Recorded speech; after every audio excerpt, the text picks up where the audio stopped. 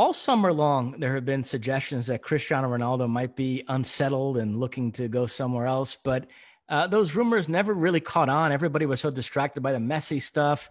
And when you got to the start of the season, he's been training with them. Allegri came out and said, no, he's staying.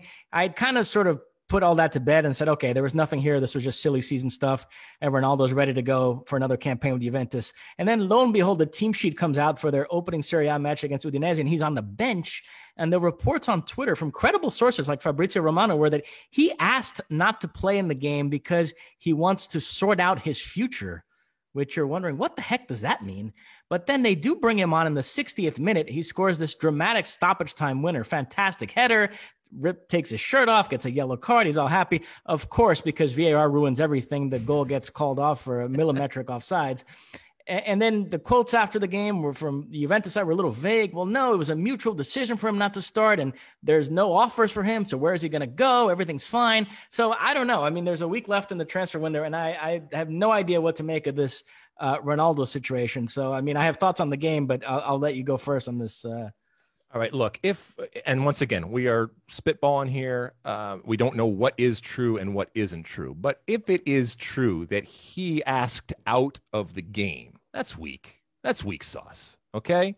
Now, if it's a situation where the club is in the midst of actually selling you and you're protecting your asset, I get it. But in that moment, everybody kind of knows what's going on. But that's, you know, that there is this disconnect is not good. It's not good. It's not a good look for him or for this team.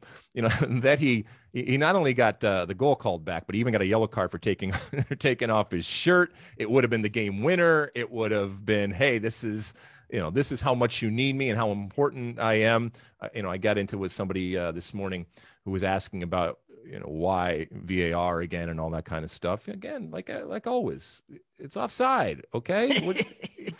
If you want VAR, okay, then don't be angry when VAR actually works and actually gets the call right. And you can't be, all the different things we say. You can't be a little pregnant. Lines, go ahead. You're moving the line. You're just moving the line. Okay. It doesn't really change anything. So not a good day for Cristiano Ronaldo. But this doesn't change the fact, and where the real question is do you think he's going anywhere, Mossy?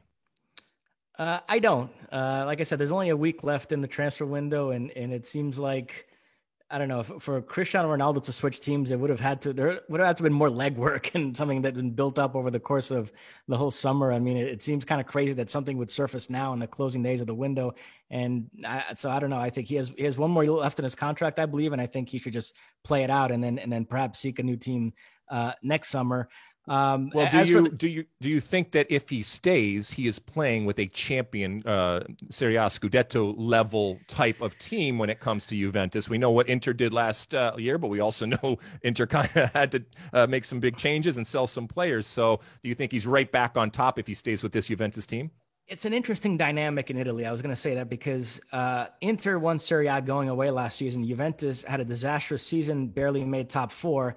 And yet, because of the financial issues at Inter, because of Antonio Conte leaving, because of Lukaku and Hakimi leaving, and Allegri coming back to Juventus, there's this sense that last season was just a blip and normalcy will be restored this season. And Juventus are being looked on as into the next campaign with a chip on their shoulder and feeling disrespected. But that's kind of the dynamic here. So it's going to be interesting to see. I mean, Juventus, that as for what happened this weekend, they jumped out to a 2-0 lead over Udinese and then ended up settling for a 2-2 draw. The one big positive was Paulo Dybala looked great. He had a goal and an assist. And he actually got recalled to the Argentina team today for the upcoming World Cup qualifiers. I'm a huge fan of his. I didn't understand the last couple of years why he fell out of favor there, but Allegri seems to have shut all that down and said, no, he's going to be a key player for us again. So to me, that's a major positive for them.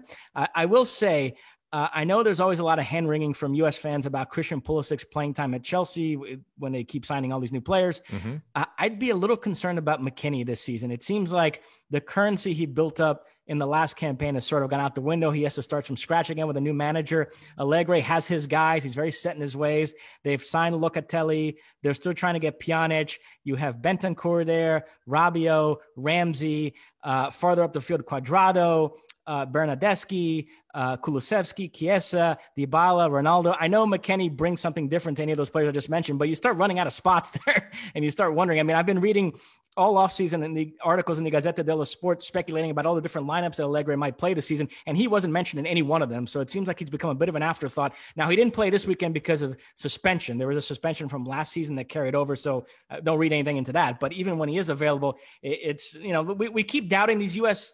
players, and then they surprise us and end up playing more than we expected. But McKennie does have his work cut out for him this season. He does. He is not a regular starter. And what's interesting also is you were talking about the speculation. We're seeing stories, and we have now for the last couple of weeks, that have involved Weston McKennie as a possible part of deals, trades and movements. So and I'm not saying that that's good or bad, but he is going to struggles, not necessarily world, but he's certainly, if and when he gets his minutes, they are going to be well-deserved and earned in this type of situation. But also, to your point, if he were to make a move and kind of see the writing on the wall, it would not be out of the realm of possibility to see something like that. You like that clip? Well, my State of the Union podcast drops every week. Subscribe now on Apple Podcasts, Spotify, or wherever